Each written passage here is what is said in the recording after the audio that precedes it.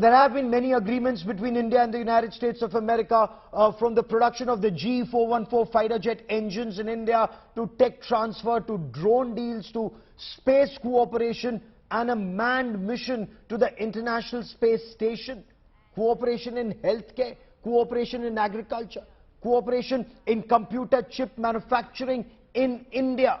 Joining me for more on this big story on the Prime Minister's ongoing US trip and the initiative is Dr. Jitendra Singh, Minister of State, Independent Charge, Science and Technology in the Narendra Modi government. Dr. Jitendra Singh, welcome on India First.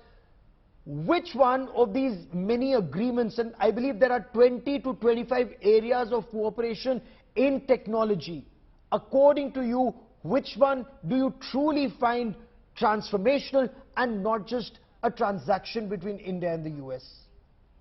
I think many of them, most of them, and most importantly perhaps the space related ones. And to put it in a single sentence, I would say that if the world is celebrating the Indo-U.S. relationship during the Prime Minister Modi's visit, the ongoing visit, today the celebration was seen even happening in the space.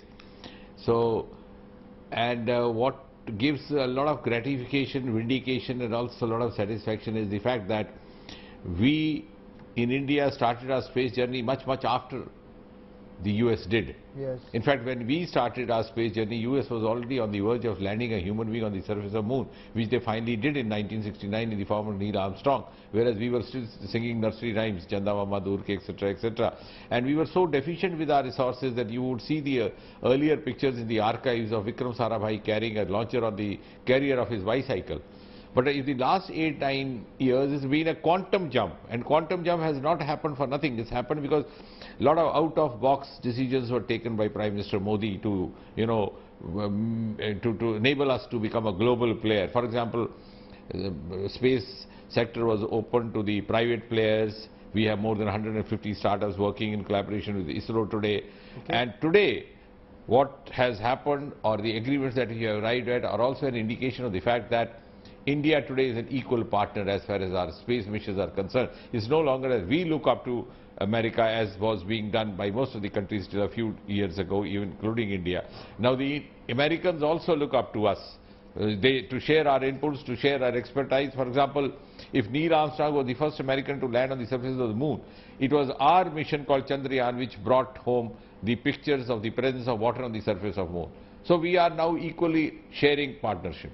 Okay. But Minister, on space cooperation, while Prime Minister Narendra Modi said even sky is not the limit, but give us details, sir, of the agreement between the Indian Space Research Organization, between ISRO and NASA, and plans to send an Indian astronaut to the International Space Station. Are we keeping the 2024 timeline on this? And then what would this then mean for the Gaganyaan project or the cooperation that we are having with the Russian cosmonauts? Yes, to avoid any confusion happening, I'm glad that you put up that question. See, Gaganyaan is already in the pipeline. It's followed a timeline which was expected. Of course, we got delayed on account of COVID. We missed the timeline. We had initially planned it to be 2022 or so.